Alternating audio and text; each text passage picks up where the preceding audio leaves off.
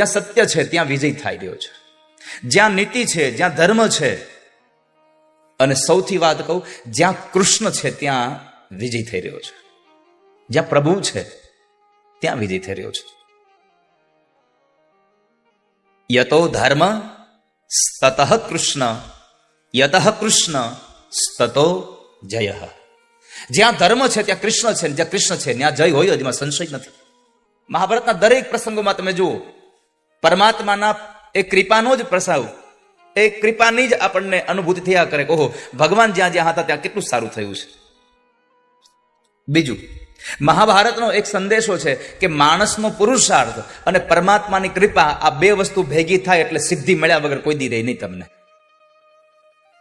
ખાલી મહેનત કરો તો તમને સિદ્ધિ ન મળે, સાથે પ્રભુનો કૃપાનો પ્રસાદ જોઈએ તો તમને સિદ્ધિ મળે. કેવળ પ્રભુની સિદ્ધિ, પ્રભુનો કૃપા મળી જાય, તમે પુરુષાર્થ ન કરો તોય તમને સિદ્ધિ પ્રાપ્ત ન થાય.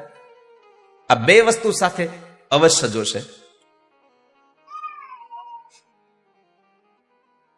તમે જ્યોતિષી પાસે જાઓ અને જ્યોતિષી તમને કહે કે તમારા તો ભાગ્યમાં લખ્યું છે કે તમને 5 લાખ રૂપિયાની લોટરી લાગવાની છે. ક્યારે? આ એક જ મહિનામાં. હેમ? તો રાહ જોઈ. 1 મહિનો વયો ગયો, 2 મહિના વયા ગયા, અને પછી આ માણસ અકળાયો કે આવું હાવ ખોટું જ્યોતિષ હશે. પાછો આવ્યો, બાપા તમે તો કહેતા હતા ને મારે 5 લાખની લોટરી લાગવાની છે. અરે તારે લાગવાની જ છે, લખ્યું તારા જન્માક્ષરમાં બોલે છે. તારા ગ્રહો એમ કહે છે કે તારે 5 લાખ રૂપિયા જેવી મોટી રકમ તારે આવવાની તારા હાથમાં. અરે પણ કાંઈ આવી નહીં, હમણાં આલો ડ્રો થઈ ગયો, એમાં ક્યાંય મારું નામ તો આવ્યું નહીં. અરે બને જ નહીં, બતાવ તારી ટિકિટ. એ કે મેં ટિકિટ નથી લીધી.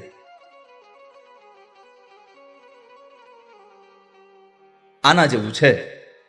તારા ભાગ્યમાં લખ્યું છે કે તને 5 લાખની લોટરી લાગવાની છે, પણ તે ટિકિટ લીધી હોય તો એમ પ્રભુની કૃપા તો તારા ઉપર વરસે છે, પણ તારે પુરુષાર્થ કરવો પડશે તો તને સિદ્ધિ પ્રાપ્ત થશે, નહીં તો સિદ્ધિ પ્રાપ્ત નહીં થાય.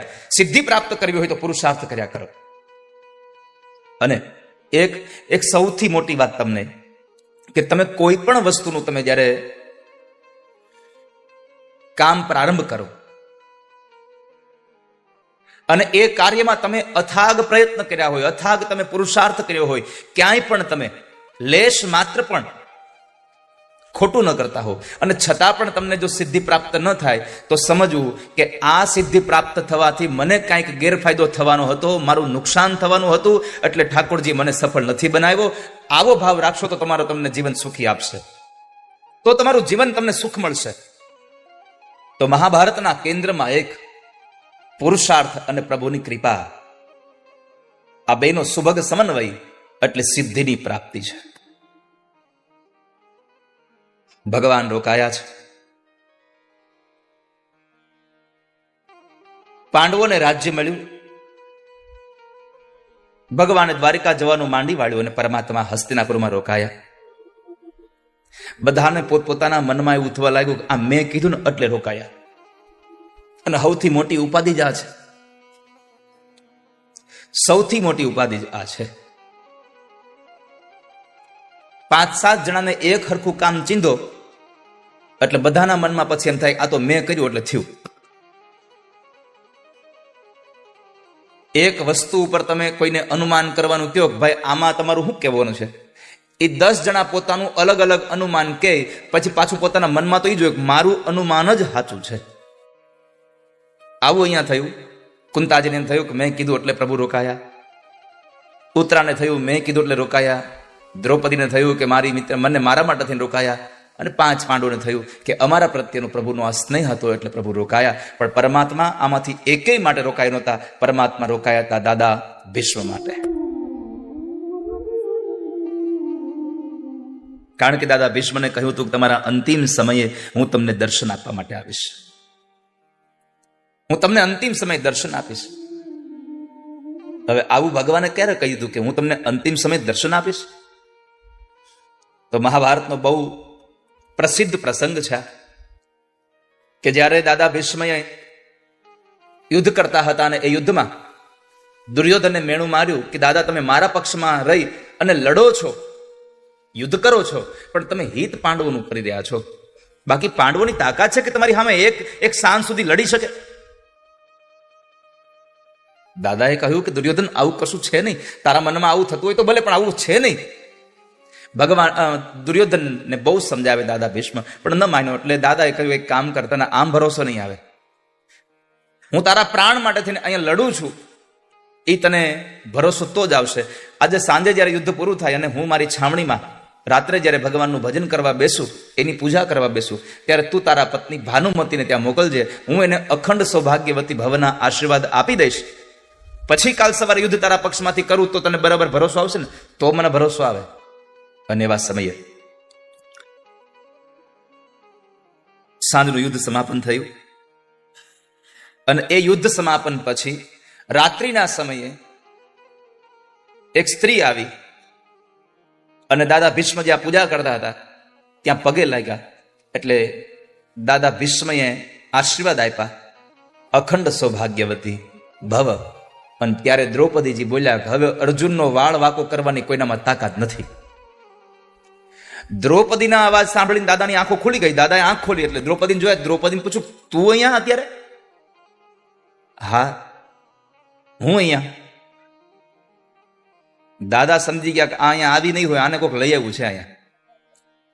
અને ખરેખર એવું હતું કે જે જગ્યાએ ભાનુમતીને જવાનું હતું એના પેલા ભગવાન કૃષ્ણ સ્વયં પોતે સેવક બની, દ્વારપાળ બની, નોકર બની અને દ્રૌપદીજીને સાથે લઈ અને દાદા ભીષ્મ પાસે આવ્યા. અને ભીષ્મના આશીર્વાદ ભાનુમતીના બદલે ભગવાને દ્રૌપદીને અપાવી દીધા. એટલે દ્રૌપદીને પૂછ્યું કે તું આવી કોની સાથે? તો કે મારા દ્વારપાળ સાથે, નોકર સાથે. તારો નોકર છે ક્યાં? બાર ઉભો છે, હાલ જરાક જોઈએ તારા નોકરને મળીએ. નોકર પાસે આવ્યા અને જ્યાં જોવે ત્યાં તો પરમાત્મા હતા, પ્રભુ હતા. પરમાત્માને જોઈને દાદા ભીષ્મએ ભગવાનને કીધું, પ્રભુ મારી ભક્તિ અને આ મારી સેવાનું આ પરિણામ તમે મને આપ્યું, તમે મારી સાથે કપટ કરી ગયા. ભગવાને કીધું કે દાદા મેં કપટ નથી કર્યું, પણ ધર્મને બચાવવા માટે મારે જે કરવું પડતું હતું એ મેં કર્યું છે. તમારી પૂજાથી બહુ રાજી થયો છું, તમારે જે જોતું હોય તમે માગી લો. હવે મારે અહીંયા બેઠેલા લોકોને કહેવું છે કે કાલ સવારમાં તમે જે લોટરીની ટિકિટ લીધી છે એનો ડ્રો હોય અને આજ સાંજે તમને કોઈ ભગવાન મળે તો તમે માગો શું એની પાસે? આ પૂછવા જેવું છે? કાલ સવારમાં આપણું જ નામ ખુલે એવું પ્રભુ કઈ કરી દો. પણ અહીંયા દાદા ભીષ્મ પાસેથી શીખવા જેવું છે કે દુર્યોધનનું મેણું વાગ્યું હતું અને કાલ સવારમાં યુદ્ધમાં જવાનું છે. અને આગલી રાતે પરમાત્મા એમ કહે છે કે દાદા તમારે જે જોતું હોય તે વરદાન માગી લો, હું તમારાથી પ્રસન્ન થયો છું, તમારે જે જોતું હોય તે હું તમને આપવા માટે તૈયાર છું. ત્યારે દાદાએ એમ માગવું જોઈએ કે આવતીકાલે યુદ્ધમાં અમારો વિજય થાય. પણ એને એવું ન માગ્યું, કુરુક્ષેત્રના યુદ્ધમાં હું હારી જાઉં તો ભલે હારી જાઉં, પણ મારા જીવનના યુદ્ધમાં જીત થાય એટલા માટે મારા મરણના સમય ઠાકોરજી તમે મારી સામે ઉભા રહેજો.